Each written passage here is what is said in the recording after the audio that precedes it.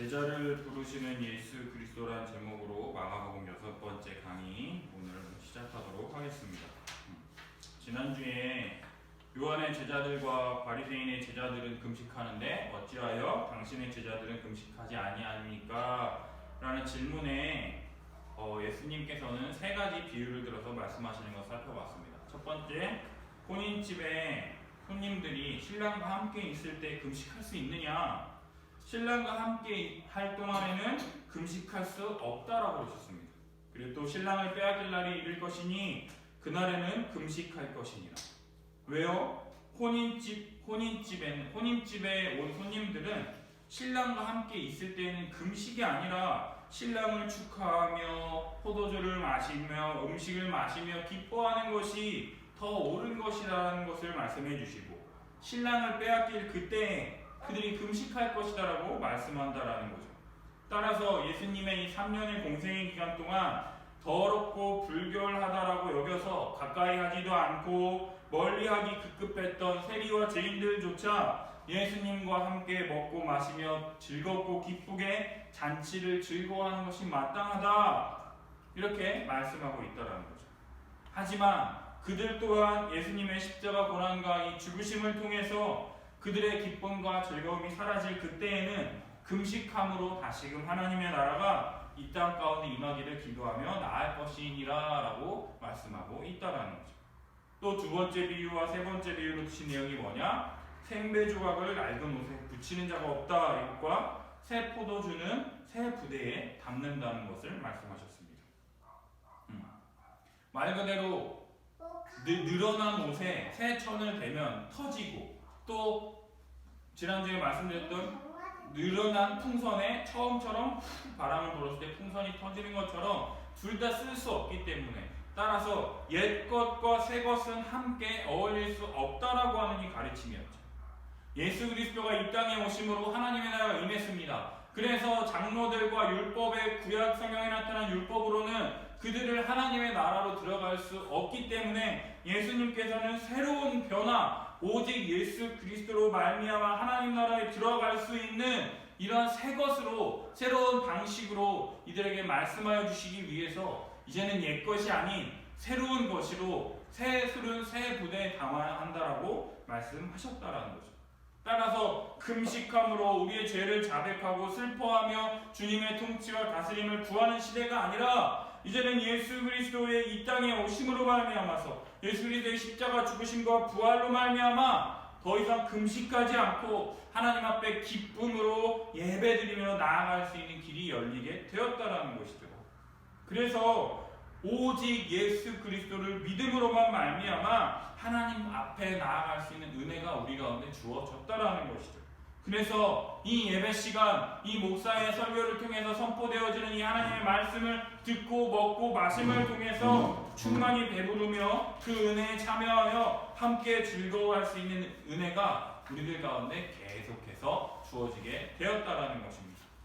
그 이후에 바리새인들은요, 계속해서 예수님이 안식일에 일을 하시는지 안 하시는지 고발하기 위해서 지켜보고 있습니다. 그러다가 알게 된 게 뭡니까? 밀밭 사이로 지나갈 때 그 밀밭을 베었다라고 하는 거. 어찌하여 안식일에 하지 못할 일을 하나이까? 라고 하면서 예수님을 공격합니다.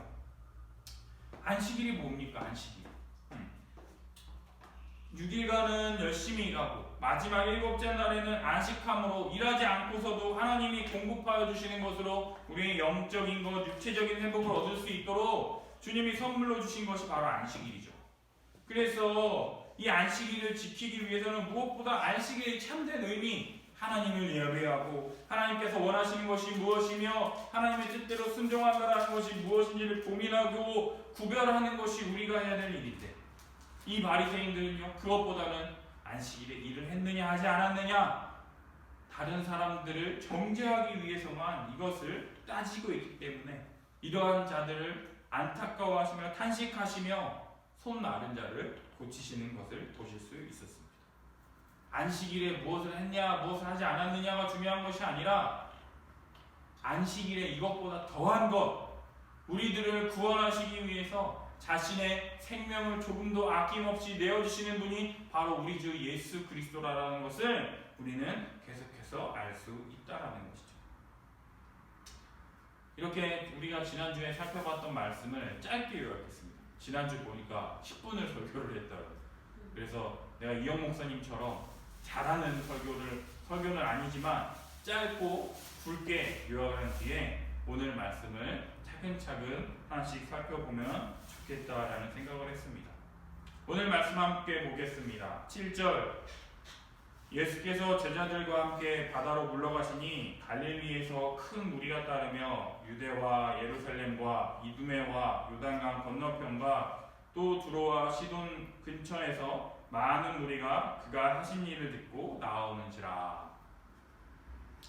예수님께서 안식일에 행해서는 안 되는 밀 이삭을 자르고 병든 자를 고침을 통해서 바리새인들과 헤롯 당이 규합해서 예수님을 죽일 모의를 꾸미든지 안 꾸미든 상관없이 예수님께서는 복음을 전하기 전에 광야에 나가서 조용히 기도하셨듯이 사람들이 많은 곳으로부터 벗어나 제자들과 함께 한적한 바다로 물러가십니다. 가버나움에서 그 전에 벌어졌던 일이었잖아요. 가버나움이 어디냐? 갈릴리 호수예요. 갈릴리 호수가 이렇게 있으면 밑에 이렇게 요단강이 흐르고 사해바다가 이렇게 있고, 그러면은 지중해가 어디입니까? 이 왼쪽 서쪽 바다가 이 서쪽이잖아요. 가버나움이 여기에서 한 50에서 100km 정도 떨어진 곳이에요. 서쪽으로. 이 서쪽으로 떨어진 곳, 예수님께서 큰 사역을 행하시기 전에 광야에 나가서 기도하셨던 것처럼 사람들이 없는 이 한적한 곳에 나가셔서 이렇게 나가셔서 제자들과 함께 물러가십니다. 그러함에도 불구하고 그 가버나움 지역, 갈릴리 호수 가까운 지역, 거기는 좀 가깝잖아요. 그러니까는 그 가버나움 갈릴리에서 큰 무리가 따랐대요. 80에서 100km 되니까 뭐 우리가 여기 오는 게 한 50km니까 인천 가는 게 한 80km니까 뭐 인천까지 그 정도까지 사람들이 큰 무리가 따르는 것을 볼 수가 있습니다. 근데요, 갈릴리 지역, 근교 지역은 그렇게 할 수 있잖아요. 근데 남쪽에 있는 유대와 예루살렘, 이거는 우리로 따지면 한 200-300km 돼요. 대구 정도? 대구에서도 인천까지 올라오는 것처럼 예수님이 계시다라는 소리를 듣고 유대와 예루살렘, 또 그거보다 더 남쪽이 이두메 지역, 그 이두메 지역은 뭐 300km 이상, 대구 밀양, 부산까지는 안 돼요. 부산은 400km 되니까. 거기서 또 따르면 요단강 건너편 동쪽, 요단강에서 아까 150이라고 했을까? 더 떨어진 곳에서 더 멀리, 여기도 한 200-300km. 또 북쪽에 두로와 시돈, 그러니까 서쪽이잖아요, 바다. 그러니까 뭡니까? 남쪽, 동쪽, 북쪽 따질 것 없이 모든 사람들이 예수님께서 행하신 큰 일을 듣고 나오는 것을 볼 수가 있다라는 거죠.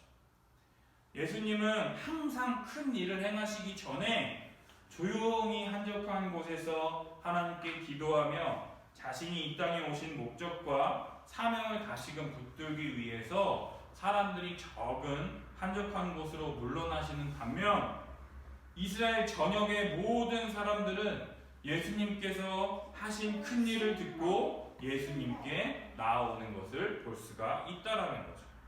그렇다면 예수님께서 행하신 큰 일이 무엇입니까?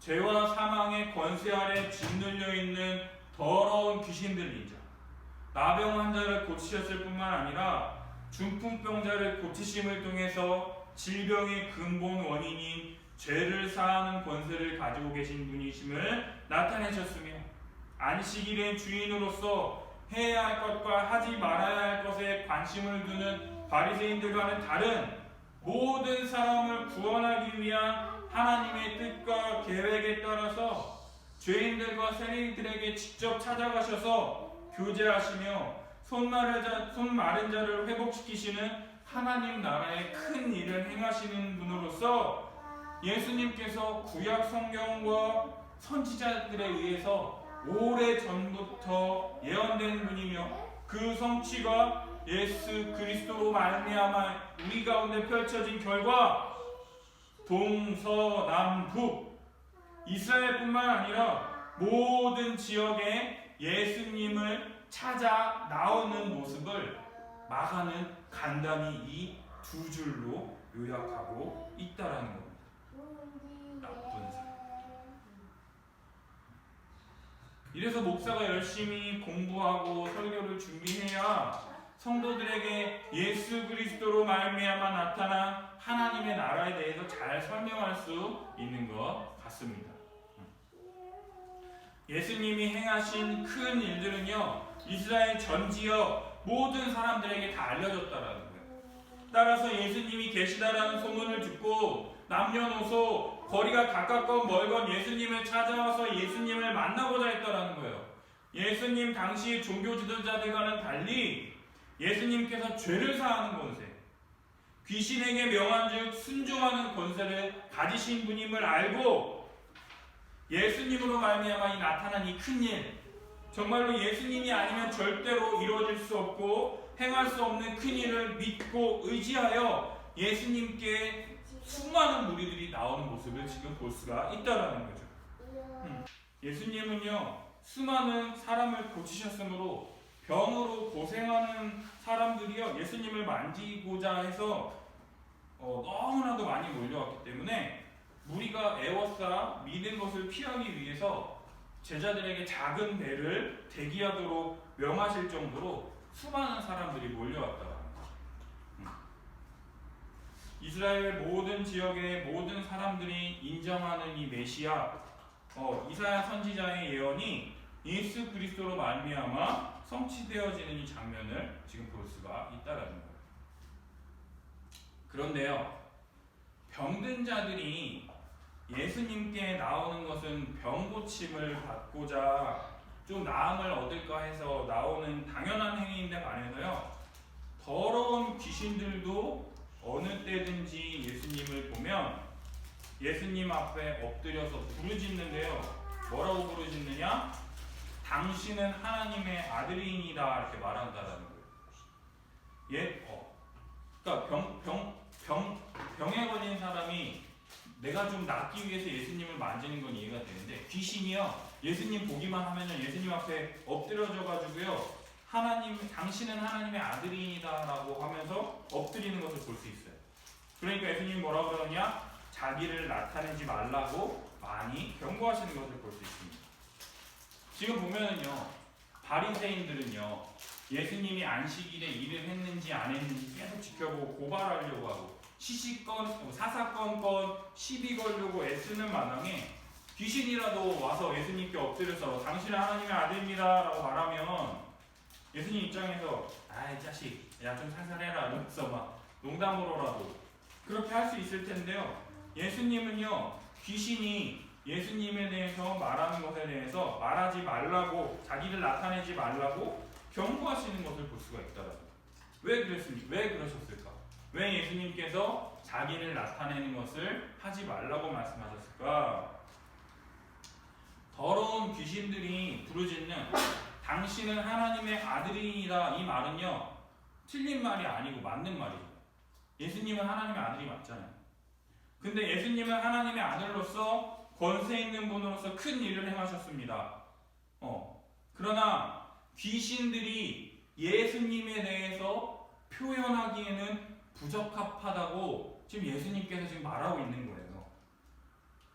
귀신이 뭐냐라고 했을 때 악한 영, 사탄의 영입니다. 사탄의 영인 귀신이 예수님이 누구인 줄 알고 예수님에 대해 말한다 할지라도요, 그는 속이는 영이라는 거예요. 사탄은요, 예수님을 진정으로 믿지 않고 받아들이지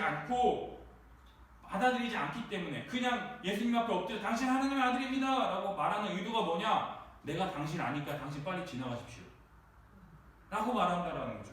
그러한 고백은요, 무의미한 고백이라는 거예요. 따라서요, 더러운 귀신의 말이 아닌 예수 그리스도의 십자가 죽으심과 부활로 말미암아 펼쳐지는 이 하나님 나라의 복음에 대해서 귀신은 절대로 예수님의 전파자, 복음의 통로가 될 수 없다라고 경고하시는 거예요. 그렇기 때문에 자기를 나타내지 말라고 엄히 경고하신다라는 거죠. 그럴 때 이 더럽고 악한 귀신들은요, 하나님의 아들이신 예수님의 권세 앞에서 굴복할 수밖에 없어요. 그러니까 말할 수 없게 된다라는 거죠. 그렇다면 이 예수님에 대해서 하나님 나라의 예수로 말미암아 펼쳐진 이 하나님 나라의 복음을 누가 전하느냐? 이 복음을 전할 사람들이 누구냐? 바로 예수님이 원하는 자들, 바로 이 12 제자들을 부르심으로써 복음을 전하게 하신다라는 거예요. 예수 그리스도의 십자가 복음과 부활에 대해서 잘 알고 믿고 훈련받은 제자들을 통해서 더러운 귀신 들린 사람들의 말이 아닌 예수 그리스도의 십자가 복음, 이 하나님 나라의 복음에 대해서 선명하고 확실하게 알게 되어 선포될 때까지 귀신들에게 자기에 대해서 나타내지 말라고 경고하신다는 거예요. 귀신에게 말하지 말라고 경고만 하면 되겠습니까? 예수 그리스도로 말미암아 나타난 이 하나님의 나라 십자가 복음에 대해서 알고 가르치고 자신과 함께함으로 복음을 전할 자기가 원하는 자들을 부르시니 예수님께로 지금 나오는 것을 볼 수가 있다는 거죠. 14절 이에 제자 12를 세우시는데 세우시는 목적이 무엇이냐? 첫 번째로 자기와 함께 있게 하시고 또 보내사 전도도 하며 귀신을 내쫓는 권능도 가지게 하신다는 거예요. 또 16절부터 19절까지는요 12제자의 이름이 하나하나씩 기록되어 있습니다. 시몬에게는 베드로라고 하는 이름을 더하셨어요. 반석이라는 이름을 더하셨습니다. 그리고 17절 세베대 아들 야고보와 야고보 형제 요한에게는 보아너게 무레의 아들이라고 하는 이름을 더하셨으며 18절에는 안드레, 빌립, 바돌로메, 마테, 도마, 알페오의 아들 야고보, 다데오, 가나나인 시몬, 가룟 유다까지 12제자의 이름이 지금 다 기록되어 있다. 이 제자들의 이름과 기록된 내용을 통해서요 예수님이 부르시는 예수님이 원하는 자들이 어떠한 자들인지 우리가 한번 좀 살펴봤으면 좋겠습니다. 시몬, 우리가 잘 알고 있는 수제자 베드로, 베드로에게는 반석이라는 이름을 더하셨어요. 베드로가 무슨 뜻이냐? 페트로스라는 뜻이에요. 페트로스가 헬라어로 반석이라는 뜻이에요. 그리고 또 야고보와 요한 보안에게 우레의 아들이라는 이름을 더하셨습니다. 별명만 누가복음 10장에 보면은요 예수님이 예루살렘을 향해 가시는데 사마리아 땅을 지나가시려고 하니까 사마리아 사람들이 예수님을 이 사마리아 땅을 못 지나가게 하십니다. 그러니까 이 야고보와 요한이 뭐랍니까? 우리가 번개를 내려서 저들 다 죽일까요? 이렇게 기록하고 있다는 거죠. 그게 무슨 뜻이냐? 성격이 급하고 불과같이 화를 내는 그런 다혈질적인 사람들이 바로 이런 사람들이었다는 거죠. 또 어부인 안드레, 베드로의 동생, 베드로가 어부였잖아요. 그 동생 안드레, 또 세간에서 일하던 세리 마테, 또 예수님이 부활하셨다라는 소식을 믿지 않고 직접 만져보고 나서야 믿은 이 도마, 그리고 또 열심당원인 이 시몬, 또 예수님을 배신했던 이 가룟 유다까지 제자 공동체 안에서 수많은 사람들, 직업과 출신과 성향이 다양한 사람들이 함께 있는 것을 볼 수 있게 된다는 거죠. 수많은 사람들이 예수님을 만지기 위해서 몰려왔잖아요. 그런 무리들 속에서 예수님이 원하시고 세우시는 이 12명의 사람들만이 바로 예수님의 제자가 될 수 있었다는 거죠. 예수님이 이 12명의 제자들을 세우신 가장 첫 번째 목적이 무엇이냐? 자기와 함께 있도록 하시기 위함이었다. 이게 무슨 말이냐? 바로 예수님이요 도제식 교육을 실시하기 위함이었다라는 것이. 그 사람에 대해서 가장 잘 알고 배우기 위해서는요 같이 사는 것만큼 빠른 게 없잖아요.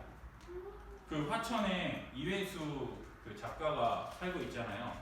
얼마 전에 라디오를 들었는데 이회수 작가가 이혼을 했대요. 사모님하고.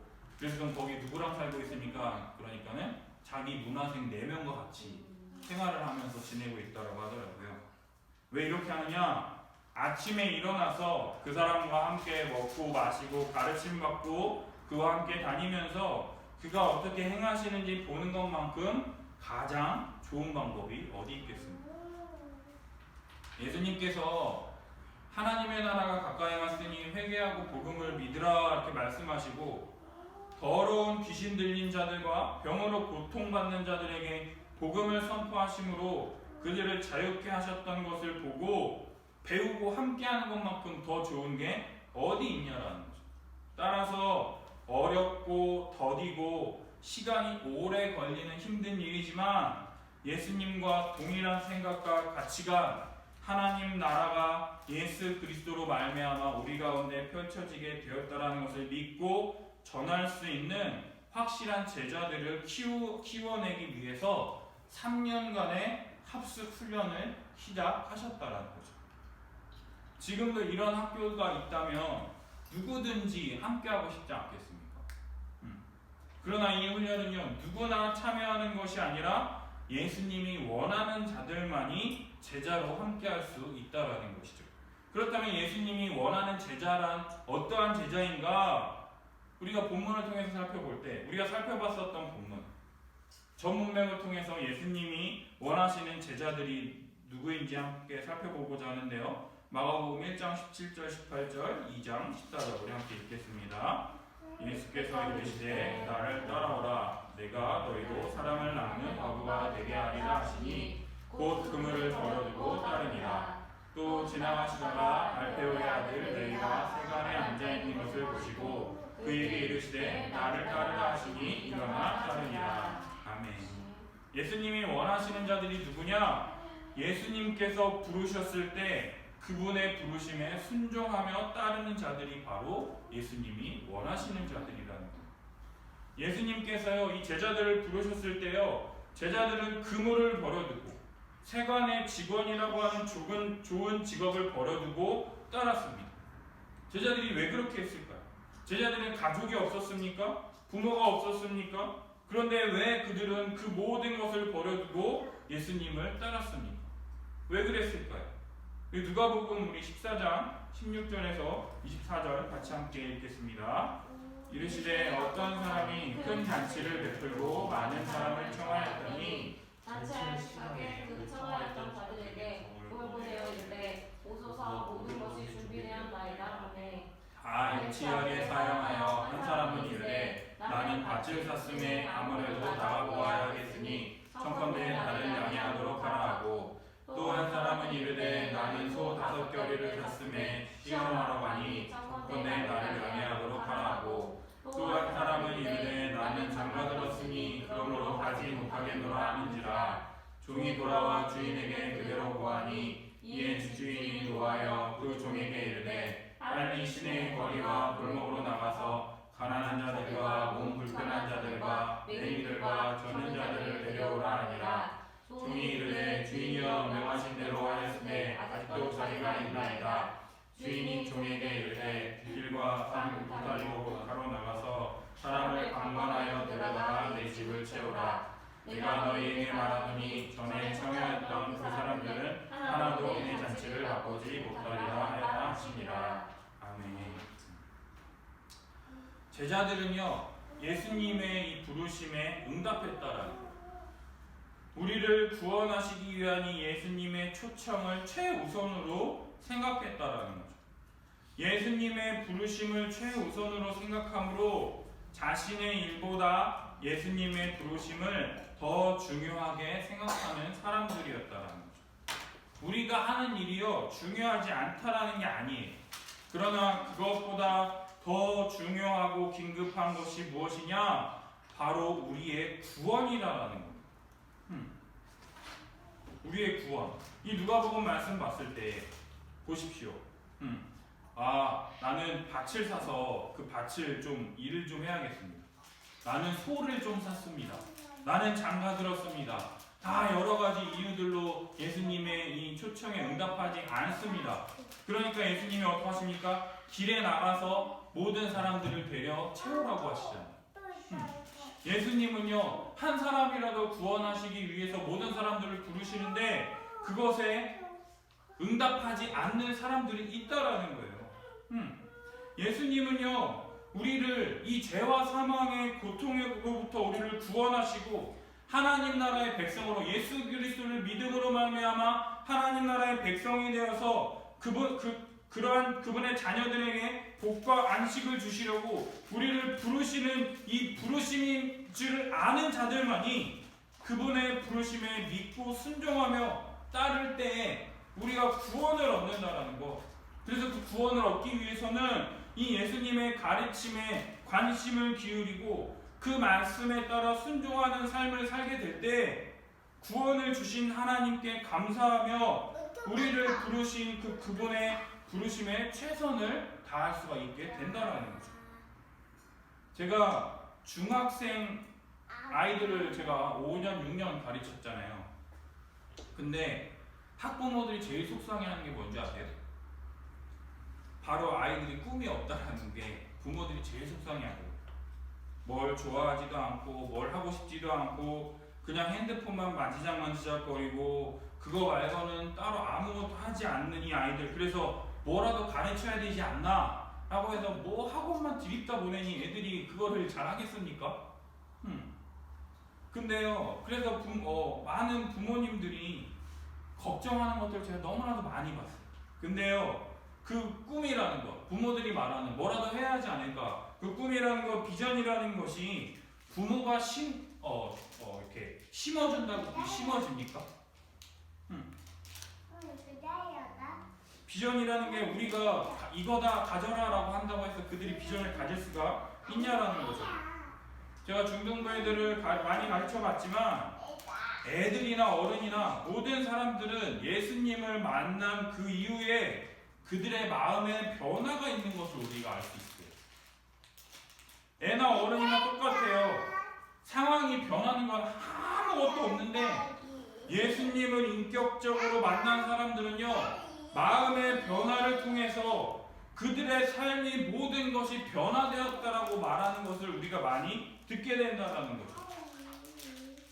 예수님이 내 죄 위에서 십자가에 죽으셨다라는 것, 그것이요, 그 전에는요 자기에게 아무런 변화도 없고 아무런 감동을 주지 못했는데 어느 순간 그들이 말하는 예수님을 인격적으로 만난 그 순간 정말로 전쟁터와 같던 내 삶이 정말로 주님이 없이는 아무것도 해결될 수 없다라는 것을 알고 주님 이러한 나를 좀 건져주십시오. 나를 좀 고쳐주십시오. 내 삶에 역사하여 주십시오. 라고 하면서 기도하며 나아갔더니 그들의 삶에 나아진 건 하나도 없는데 그들의 마음이 변화되어서 그 상황을 인식하고 해결하는 것들이 뒤바뀌었다라고 하는 이야기들을 많이 볼 수 있게 된다는 거죠. 사랑하는 여러분, 예수님은요 우리를 구원하시러 이 땅에 오신 분이라는 거예요.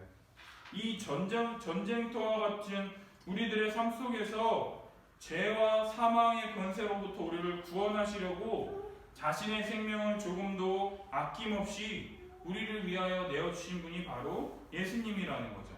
이 예수님을 믿음으로 우리에게 펼쳐진 이 하나님 나라의 삶을 살도록 계속해서 우리에게 말씀하신다라는 거예요. 요즘에 제가 계속 묵상하고 있는 말씀이 하나 있어요. 이게 뭐냐? 사도행전 20장 24절 말씀입니다. 제가 한번 말씀드릴게요. 내가 달려갈 길과 주 예수께 받은 사명 곧 하나님의 은혜의 복음을 증언하는 일을 마치려면은 나의 생명조차 조금도 귀한 것으로 여기지 아니하노라. 이게 왜 자꾸 떠오르냐면 우리 중고등학교 때 교회 다닐 때 가장 좋아하는 성경 구절이 뭐냐라고 이렇게 이야기를 하잖아요. 그때 아무것도 모르고 사람들은 성경 구절을 많이 이렇게 이야기를 하는데 저는 중학교 1학년 때 교회를 처음 나와가지고 그때 목사님이 설교하던 본문이 이 본문이었어요. 그래서 그 앞에 있는 이 본문 가장 멋있고 되게 웅장해 보이니까 이 말씀을 내가 제일 좋아하는 말씀입니다 라고 이렇게 하면서 맨날 외웠어요. 지금은 이렇게 읽었지만 옛날에는 나의 달려갈 길과 주 예수께 받은 사명 곧 하나님의 은혜의 복음 증거하는 일에는 나의 생명을 조금도 귀한 것으로 여기지 아니하노라. 이렇게 돼 있었어요. 그러면서 제가 요새 이 말씀을 계속 생각하는데요. 계속 말씀을 보면서 그런가. 나의 달려갈 길, 주 예수께 받은 사명. 그게 뭐냐라고 할 때 바울은 하나님의 은혜의 복음 증언하는 일을 끝마치는 그 날까지 나의 생명을 조금도 귀한 것을 여기지 않는다라고 하는데 저는 내 생명을 너무 귀하게 여기더라고요. 바울은 처자식도 없었으니까 이런 말 할 수 있지만 나는 처자식도 있고 나는 먹여 살려야 될 사람들도 있고 돌봐야 될 사람들도 많은데 내가 과연 이 말을 행할 수 있을까? 두렵죠. 날마다 생각하죠. 그럴 때마다 제가 하는 게 뭐냐? 하는 방법 유일한 거 하나입니다.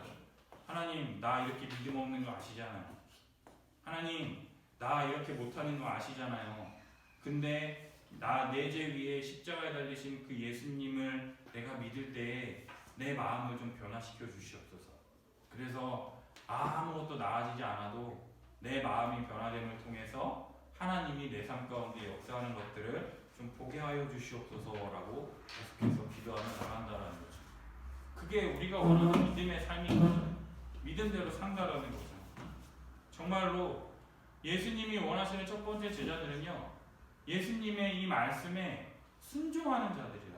나를 따르라고 할 때 그분의 말씀에 그냥 따른다라는 거죠. 그분의 말씀을 따른다라는 게 뭐냐? 그 말씀을 들었다라고 아는 겁니까? 아니죠. 그 말씀대로 내 삶을 주님께서 원하시는 삶에 맞추기 위해서 애쓰며 노력하는 자들이 바로 예수님이 원하시는 제자라는 겁니다.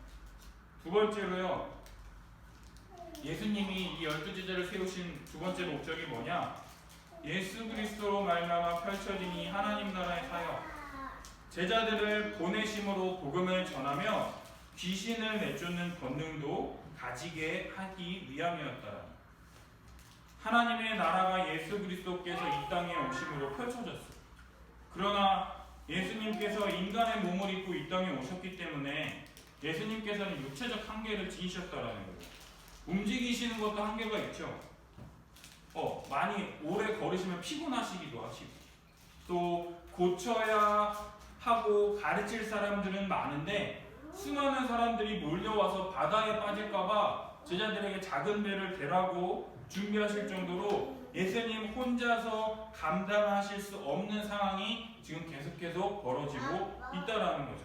그럴 때요, 예수님과 함께 먹고 마시며 예수님의 가르침을 듣고 예수님께 배운 이 12제자들을 통해서요, 예수 그리스도로 말미암아 우리에게 임한 이 하나님 나라의 복음을 그대로 전하며 죄와 사망의 권세에 짓눌린 자들에게 복음 전함을 통해서요, 귀신을 내쫓는 권능도 갖게 하심을 통해서 예수님 혼자서 사역하는 게 아니라요, 12제자들과 함께 그 12제자들이 가진 은사와 달란트를 통해서 더 효과적이며 즐겁게 사역할 수 있도록 더욱더 많은 사람들에게 복음을 전하며 그로 말미암아 나타난 이 하나님의 나라를 더 힘있고 설득력 있게 전할 수 있다라는 거예요. 누가복음 10장 2절에 보면은요, 이렇게 기록되어 있어요. 추수할 것은 많으니 추수할 것은 많되 일꾼이 적으니 추수하는 주인에게 청하여 추수할 일꾼을 보내주소서 이렇게 하죠. 그러면서 가라라고 그 일꾼들을 보냅니다. 근데 뭐라고 하면 내가 너희를 보냄이 어린 양을 이리 가운데로 보냄과 같도다. 어린 양이 이리 가운데, 늑대 가운데 이 어린 양을 내보내는 그런 심정과 같다라는 거죠. 근데요, 예수님께서 말씀하십니다. 보낼 때 전대나 배낭이나 신발을 가지지 말며 이래서 아무에게도 문안 인사하지 말래요. 그러고 뭐라고 그러느냐? 어느 집에 들어가든지 먼저 말하래요. 이 집이 평안할지어다. 만일 평안을 받을 사람이 거기 있으면 너희의 평안이 그에게 머물 것이요 그렇지 않으면 너희에게로 돌아오리라. 그 집에 유하여 주는 것을 먹고 마시라. 일꾼이 그 삭슬 받는 것이 마땅하니 이 집에서 저 집으로 옮기지 말라. 그러면서 막 차려주는 것을 먹고 또 많은 병자들을 고치면서 하나님의 나라가 너희 가까이 왔다라고 말하라고 합니다. 근데 그럴 때 그 마을에서 받아들이는 사람도 있지만 받아들이지 않는 사람도 있잖아요. 그럴 때 너희를 영접하지 않거든 거리로 나와서 외치래요. 거리로 나와서 뭐라고? 발에 묻은 먼지를 떨면서 이 말 하랍니다. 하나님의 나라가 가까이 온 줄 알라라고 말하라. 그러니까 제자들이요, 예수님의 이 말씀대로 그대로 가가지고 하나님의 나라 가까이 왔다 그러면서 예수님께 가르침받은 그 내용들을 다 말하니까요, 10장 17절에 보면 뭐라고 합니까? 예수님께 달려와가지고 하는 말이 뭐냐? 예수님, 정말 예수님이 말씀하신 대로 예수님이 말씀하신 그대로 전했더니요 귀신들도 우리에게 항복하더라고요. 이 말하는 거. 사탄이 하늘로부터 번개같이 떨어지는 것을 내가 보았습니다. 이렇게 얘기하는 거예요. 그러니까 예수님이 내가 너희에게 그러한 권능을 주었으니 너희를 해칠 자가 아무도 없다고 합니다. 그러면서 뭐라고 그러느냐? 귀신들이 너희에게 항복하는 것으로 기뻐하지 말고 너희 이름이 하늘에 기록된 것으로 기뻐하라고 예수님께서 말씀하고 있다는 거죠. 예수님이요 이 12 제자들을 뽑아서 보내시는 이유가 뭐냐면 할 일은 너무나 많은데 일꾼이 없다라는 거예요. 그래서 예수님은 이 제자들에게 복음을 전함을 통해서 이 예수님으로 말미암아 펼쳐진 이 하나님의 나라를 계속해서 선포하게 하셨을 뿐만 아니라 귀신들을 제어하는 능력을 주심을 통해서 많은 일들을 행하셨다라는 거예요. 제자들이요 이 예수님의 사역에 동참함으로써 많은 사람들을 구원하기 위한 이 예수님의 고육지책이었다라는 거예요. 이 어린 양을 이리 가운데 보내는 심정 뭡니까? 아직 준비가 안 됐어요. 그럼에도 불구하고 보내는 이유가 뭐냐? 해야 할 일이 너무나 많기 때문에 급하기 때문에 이 많은 소식들을 전함을 통해서 많은 사람들을 구원해야 하기 때문에 아직 능력도 없고 어린 양과 같은 이러한 자들에게 귀신을 제어하는 능력까지도 주신다라는 거죠. 그러니까 아직 어리니까 이 사람들은요 내가 이런 일을 했습니다라고 자랑하는 거예요. 그래서 예수님이 말씀하시는 거예요. 그거를 기뻐하지 말고 하늘에 네 이름이 기록된 걸 기뻐하라는 거죠. 정말로 예수님의 복음의 능력이 있다라는 것을 믿고 더 신뢰하고 더 믿음으로 나아가야 한다라는 것을 지금 말씀하고 있다라는 거죠. 그리고 세 번째, 예수님께서 제자들을 부르신 목적이 뭐냐? 제자들에게 새로운 정체성을 부여하셨다라는 거죠. 시몬에게는 베드로란 이름을 더하셨어요. 반석, 이 페트로스란 이 이름, 반석이 어떤 이미지입니까? 시간이 오랫동안 흘러도 변함없이 그 자리에 그대로 머물러 있는 흔들림이 없는 그런 이미지를 나타내고 있죠. 그러나 베드로가 어떻게 했습니까? 닭이 3번 울기 전에 네가 나를 부인할 것이다 라고 하니까 나 절대 예수님 안 부인합니다 라고 했죠. 그러나 자기가 예수님을 부인했던 것 때문에 고향에 내려가서 멍 때리면서 망한 사람처럼 계속 이렇게 있는 그 베드로에게 예수님이 찾아가셔서 어떻게 하셨습니까? 3번이나 부인했던 그 베드로에게 네가 나를 사랑하느냐? 3번이나 물으심으로써 내 양을 먹이라라고 하는 이 사명을 다시금 베드로에게 주심으로써 이제는 정말 예수 그리스도의 십자가 죽으심과 부활을 믿는 이 믿음의 반석이 되어서 그의 신앙 고백 위에 교회를 세우시겠다라고 하는 이 약속까지 받은 이 베드로, 더 이상 흔들림 없이 예수 그리스도의 복음 위에 세워진 반석으로서의 새로운 정체성을 부여하신다는 거죠. 97절 야고보와 요한에게는 보아너게 우리의 아들이란 이름을 더하셨어요. 번개가 언제 내려치는 줄이 알 수 있습니까? 반짝하면 이제 좀 있다가 한 3초 뒤에 꽝 치잖아요. 급작스럽고 생각하지 못한 때에 번쩍 내려치는 것처럼 성격이 급하고 불같은 것에 대해서 지금 이야기하고 있다는 거예요. 솔직히 성격이 급하고 불같은 것이 칭찬이라고 할 수 있겠습니까? 솔직히 이거 칭찬이 아니잖아요. 그러나 한 집에서 2명의 형제에게 이러한 별명을 붙이셨다고 하는 것은요, 그들이 살아온 가정과 문화를 뛰어넘는 하나님의 계획이 있다라는 거예요. 한 사람이면 상관이 없는데 그 형제 2명이나 보아너게 우리의 아들 성격이 불가같이 급하고 이렇게 화내는 사람이다라고 2명이나 했다라는 거는요, 그의 문화, 가정 이러한 것들 뛰어넘는 하나님의 계획이 있다라는 거예요.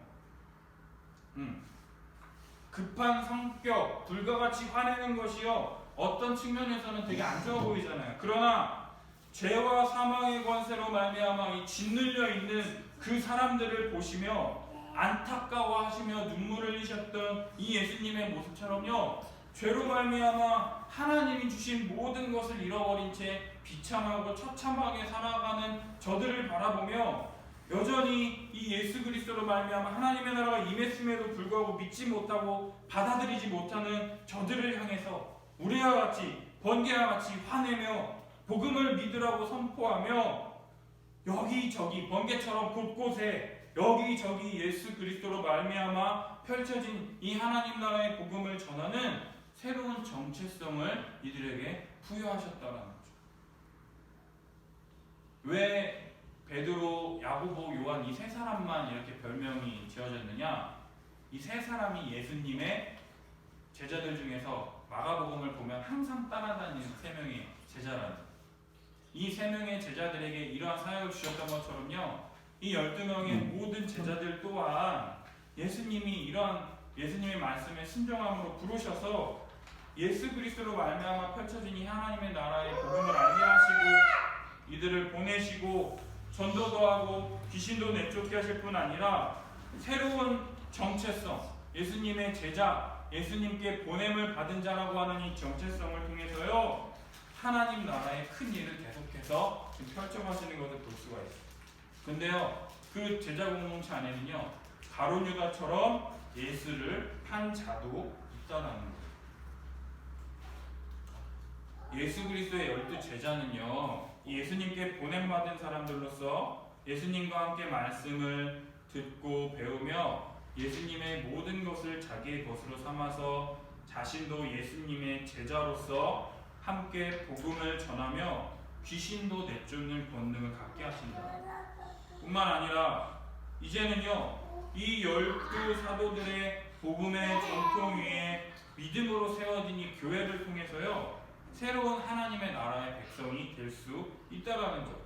구약에 12지파가 있었다면요, 이 신약의 이 12사도를 통해서 하나님 나라의 백성, 하나님의 교회가 계속적으로 펼쳐지게 된다라는 거죠. 그러나 그 제자 공동체 안에는요, 가룟 유다와 같이 예수를 판 자도 있다라는 거예요. 다른 아까 말했던 이 세 명의 제자들처럼요, 안 죽은 것도 좋게 바꿔 쓰실 수도 있지만 여전히 바뀌지 않는 사람들도 분명히 있다라는 거예요. 알곡과 가라지를 뽑으려고 할 때 예수님이 놔두라고 합니다. 왜요? 마지막 날에 뽑을 거라고. 진짜인지 가짜인지 우리는 알 수가 없어요. 그러나요, 주님의 교회는요, 다양한 사람들이 모여서 예수님의 가르침을 받는 곳이라는 거예요.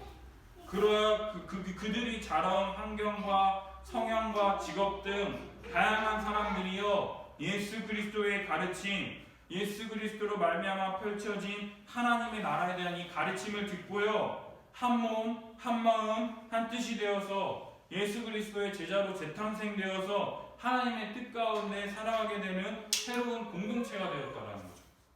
우리의 장점과 단점 모두를 잘 알고 계시는 이 하나님께서 우리들에게 주신 이 모든 것을 통해서 하나님의 때에 알맞게 사용하신다라는 거예요.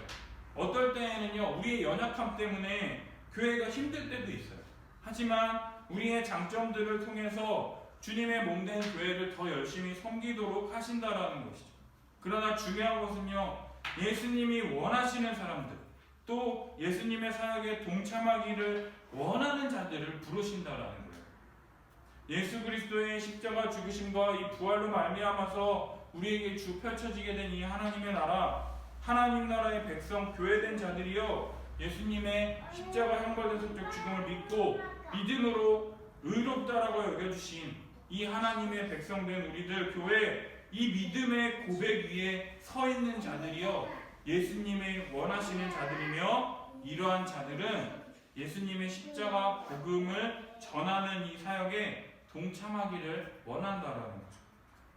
그래서요, 우리가 알아야 될 게 뭐냐? 예수님은요, 죄인을 구원하러 이 땅에 오셨다라는 거예요. 건강한 자에게는 의사가 쓸데없고 병든 자에게 의사가 쓸데있는 것처럼 우리 모두는요, 예수님의 도움을 필요로 하는 자들이라는. 저는 목사라서 예수님의 도움이 필요 없을까요? 춘범이는 그냥 일하면서 사업하고 일하니까 예수님의 도움이 필요 없을까요? 은혜 씨는요, 제 안에는요, 우리 여기 있는 우리 모두는요, 예수님의 도움을 필요로 하는 자들이에요. 예수님 없이는요, 아무것도 할 수 없는 연약한 자들을 부르셔서요, 한 마음 한 뜻 한 생각을 갖도록 예수 그리스도로 말미암아 펼쳐진 하나님의 나라를 복음을 통해서 알고 듣고 배우고 함께 자라갈 수 있도록 우리를 불러주셨다라는 거예요. 우리가 뭐가 잘났고 뭐를 잘해서가 아니라요, 예수님의 은혜로 우리에게 이러한 은혜가 선물로 주어지게 되었다라는 거예요. 여러분, 정말로 우리는 예수님이 원하시는 사람으로서 자격이 아무것도 없는 자들이라는 거예요. 자격이 있다면요, 예수님을 붙잡는 이 믿음뿐이라는 거예요. 정말로 이런 은혜를 주시는 이 하나님 나라의 왕이신 이 예수 그리스도, 우리를 부르셔서 계속 예수님으로 인한 하나님 나라의 복음을 듣게 하시고 또 함께 계속해서 자라가게 하시는 그 예수님의 은혜를 기억하며요, 한 주간 동안 정말로 예수님의 제자로서 내가 예수님을 얼마나 필요로 하는가, 정말로 예수님의 십자가 죽으심이 나와 얼마만큼 상관이 있는가, 정말 상관이 있다면 정말로 하나님께 얼마나 기도하며 간구하며 나아가는가, 이것들을 점검하면서 하나님께 은혜를 구하며 나아가는 우리 성도들이 되었으면 좋겠어요. 우리 함께 같이 기도했으면 좋겠어요. 정말로요, 예수님은요, 자신이 원하는 자들을 부르셨어요. 그 원하는 자들이 뭡니까?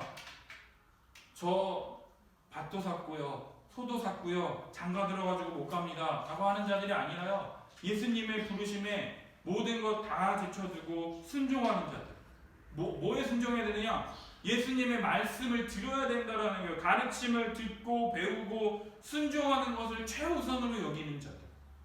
우리의 이 전쟁 같은 삶 속에서 정말로 예수님의 십자가 복음이 우리의 마음을 변화시켜 주셔서 예수님의 이 말씀에 순종하는 삶을 살아갈 수 있는 우리들이 될 수 있도록 주여 우리의 삶에 역사하여 주시옵소서. 우리 기도했으면 좋겠어요. 또 예수님은요, 복음을 전하며 귀신을 내쫓는 권능들을 제자들에게도 주십니다. 예수님은 12제자들과 함께 사역하길 원하신다라는 거예요. 많은 사람들이 가진 은사들로 권능으로 부유함이 넘치는 이 교회를 통해서 넘치는 하나님 나라의 복음을 증거하시길 원한다라는 거죠. 또 교회라고 하는 새로운 정체성을 우리에게 주세요. 신자라고 하는 정체성을 우리에게 새롭게 주신다라는 거죠. 복음을 듣고 믿고 순종할 수 있게 되는 거예요. 교회를 통해서요, 우리의 믿음이 점점 예수 그리스도의 장성한 분량에 이르기까지 자라간다라는 거죠. 우리는 너무나 연약합니다. 혼자서 성경 읽으라고 할 때 누가 성경 봅니까? 누가 기도하라 할 때 누가 기도합니까? 그래서 우리가 함께 말씀 듣고 함께 기도하는 거죠. 서로를 위해서 기도하고 서로의 삶 가운데 하나님이 역사해 달라고 기도하는 것만큼 우리가 구하는 가장 큰 능력이 없다라는 거예요. 우리 이 시간 오늘 이 말씀 듣는 거, 제자를 부르시는 이 예수 그리스도, 정말 나를 부르셨다라고 하는 그 음성에 귀 기울이며 우리 함께 믿음으로 같이 나아갔으면 좋겠습니다. 같이 기도하겠습니다. 사랑하는